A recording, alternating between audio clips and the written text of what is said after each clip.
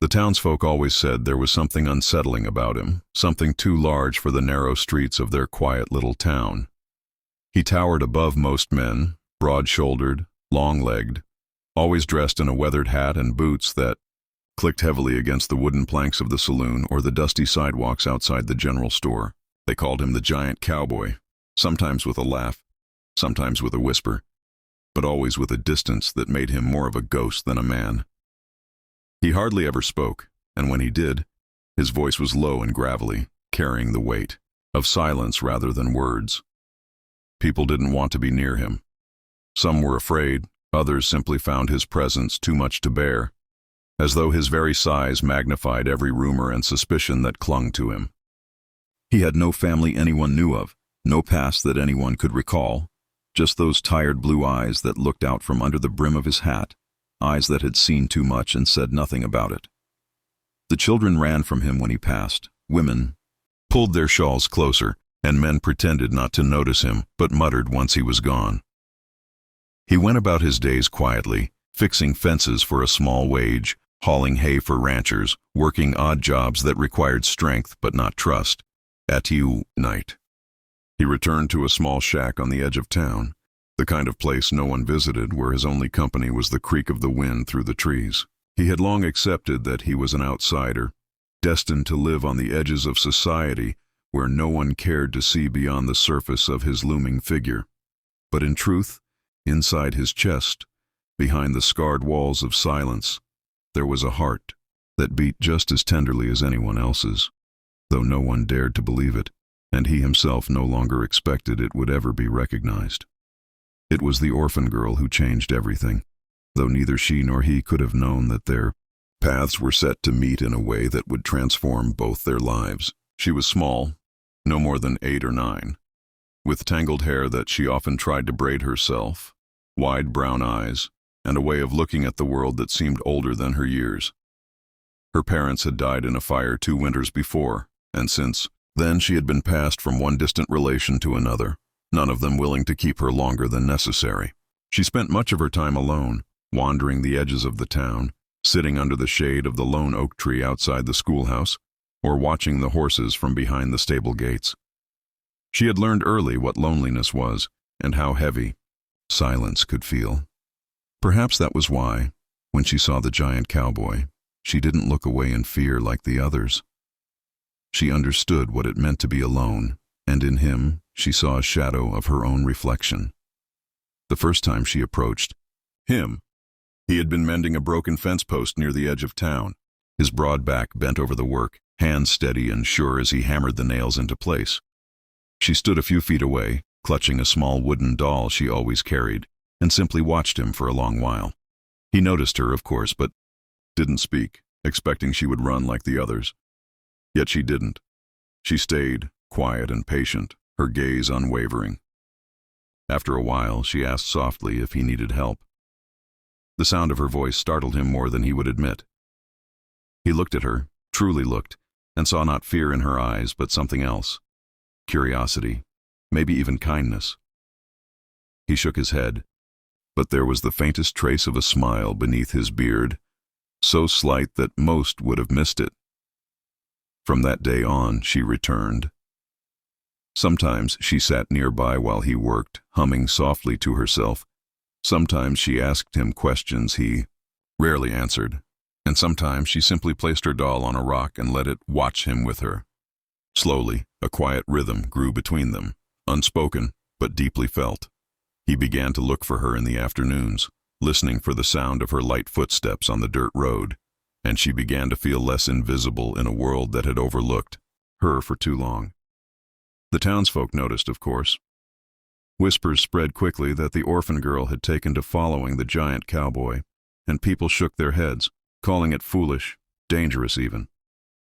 But she didn't care what they said, and he, though cautious, found himself unable to push her away. For the first time in years he felt the warmth of companionship, small though it was. One evening, as the sun dipped low and painted the sky in streaks of crimson and gold, she sat beside him on the steps of his shack. She told him about her parents, about the fire that had stolen them away, about the night she still woke up crying and the days when no one remembered her birthday. He listened silently, his rough hands folded in his lap, but inside, something in him cracked open. He too knew the sting of loss, though his story was buried in shadows of war and regret, things too heavy to share with a child. Yet in her trembling voice he heard echoes of his own past, and he felt a fierce protectiveness stir within him. That night, when she finally leaned her head against his arm and fell asleep, he sat very still, afraid to move, afraid to lose the fragile trust she had given him. In the weeks that followed, their bond deepened. He began to speak a little more, his voice low but steady, answering her questions with simple truths. He showed her how to mend small things, how to tie knots, how to whistle through a blade of grass. She, in turn, brought light into his dark world, filling it with laughter and chatter and the simple joy of someone who didn't care about the size of his frame or the silence of his past. She saw him not as the townsfolk did, but as he truly was, a man with a wounded heart still capable of kindness. And in her innocent gaze, he found something he had thought forever lost: hope. But life, as it often does, tested them. One afternoon, when she was walking with him into town, a group of men stopped them. They sneered at the sight of the girl, holding his hand, and hurled cruel words, calling him names, accusing him of things he had never done. They told her to stay away from him, that he was dangerous, that no good could come from a man like him. She stood her ground, eyes blazing with defiance, but he felt the sting of shame cut deep. He almost turned away, almost told her to leave him behind, to spare her the pain of being ridiculed. But she clutched his hand tighter and whispered that she wasn't afraid, that she knew who he really was. And in that moment, something inside him shifted. He realized that he could not run from himself forever, nor from the people who would never accept him. What mattered was that one small girl had seen his heart, and that was enough. He began to protect her more fiercely after that, not just from the whispers of the town, but from the loneliness that had once consumed them both. He built her a small, wooden swing by the oak tree, carved toys for her from scraps of wood, and made sure she had bread and milk when the relatives who were meant to care for her forgot. Slowly, the townsfolk began to notice the change.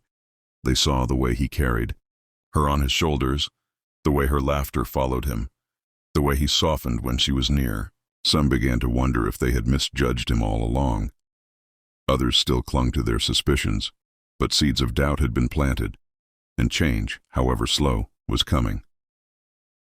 And so the giant cowboy, once the ghost of the town, began to step into the light again, not because the world had suddenly welcomed him, but because one small orphan girl had looked past the surface and seen the truth. He didn't know what the future held for them, whether the town would ever truly accept him, whether he could ever become more than the shadow he had been. But for the first time in years, he felt a reason to stand tall, not just because of his size, but because of the heart he carried within. The autumn winds swept across the small town, carrying with them the scent of rain and the distant sound of cattle bells. The giant cowboy walked slowly down the dirt road, his heavy boots pressing into the earth, the orphan girl skipping beside him with her doll clutched under one arm. To an outsider, it might have looked like the most ordinary scene in the world, a man and a child walking together, one quiet, one chattering endlessly about the world through her young eyes. But for the people watching from behind curtains and store windows, it was anything but ordinary. They still whispered, still pointed, still looked at him with suspicion, but they couldn't ignore the way the little girl smiled at him, couldn't deny that something had softened in his presence since she had come into his life. Yet in small towns, change doesn't come without struggle. One evening, when the girl's relatives came to collect her after she had spent the day with him, they lashed out in anger. They told him he had no right to keep her company, no business being around a child, no matter how kind his intentions seemed.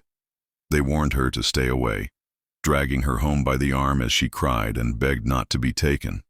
That night, the giant cowboy sat alone outside his shack, staring at the stars, wrestling with the truth he had always tried to bury. He was different, and because of that, the world would never stop trying to push him into the shadows. He could endure it for himself, but could he let her endure it too? The girl, however, was not so easily swayed. The very next morning she found her way back to him, cheeks still stained with tears but determination in her eyes. She told him that she didn't care what they said, that she had nowhere else to go where she felt truly seen. He looked at her, his heart aching, torn between the urge to protect her and the fear of failing her. But then he realized something. She had given him a gift he never thought possible, the chance to belong, even if only to one person, and he couldn't turn away from that. Not now. As the weeks turned into months, their bond became impossible to ignore. The townsfolk, for all their whispers, began to see what was undeniable. They saw the way he knelt to tie her shoes, the way he carried her gently when she fell asleep on his shoulder, the way he shielded her from storms with his broad coat. They saw not a giant to be feared, but a guardian who had chosen love over solitude. Slowly, ever so slowly, the narrative began to shift. The local blacksmith greeted him with a nod. The schoolteacher allowed the girl to talk about him during lessons without scolding, and some children even began to grow curious, daring to wave at him when he passed. But the true test came one afternoon in winter, when a fire broke out in the stables near the edge of town. The flames roared high, threatening to spread to the nearby houses, and the townsfolk panicked, grabbing buckets of water that seemed pitifully small against the inferno. Horses screamed in terror from inside, trapped by the burning beams. The orphan girl was among the crowd, her eyes wide with fear, begging someone to help. Before anyone could stop him, the giant cowboy strode forward, his towering frame cutting through the smoke. People shouted at him to stay back, but he didn't. Listen. He crashed through the burning doors, vanishing into the blaze, his size and strength now a weapon against the destruction. Moments later, he emerged with 2 terrified horses, guiding them to safety. Then he went back in, again and again, until every animal was freed, his clothes singed, his hands blistered, but his resolve unshaken. The town stood in stunned silence as he stumbled out one final time, carrying a small boy who had wandered too close to the fire. He placed the child in his mother's arms and then collapsed to his knees, smoke rising around him, his chest heaving. In that moment, the whispers ended. No one could deny who he was anymore. No one could ignore the truth the orphan girl had seen all along. He was not a monster. He was not a danger. He was a man with a heart big enough to carry others when they could not carry themselves. From that day on, things changed. The townsfolk began to greet him openly, offering food, work, even friendship. They invited him to town gatherings, and though he still sat quietly on the edges, he was no longer alone. The orphan girl, always at his side, beamed with pride as if the world had finally caught up to what she had known from the start. Her relatives, shamed by their treatment of him and by their own neglect of her, eventually released her into his care, recognizing that she was safest and happiest with him. The paperwork took time, but in the end, the giant cowboy became not just her guardian, but her family. The shack at the edge of town transformed. With help from the townsfolk, it was rebuilt into a sturdy little home, with a porch where the girl could play and a room of her own, where her doll sat proudly on a shelf. The swing he had built still hung from the oak tree, but now other children joined her, laughing and playing as he watched from the steps, his once lonely eyes now warmed by the sight of life and joy around him. The giant cowboy would never stop. Being large, never stop standing out, never erase the years of silence that had shaped him. But with the orphan girl by his side, he no longer carried the weight of loneliness. He had found a place in the world, not because the town had finally accepted him, but because one small heart had been brave enough to see his.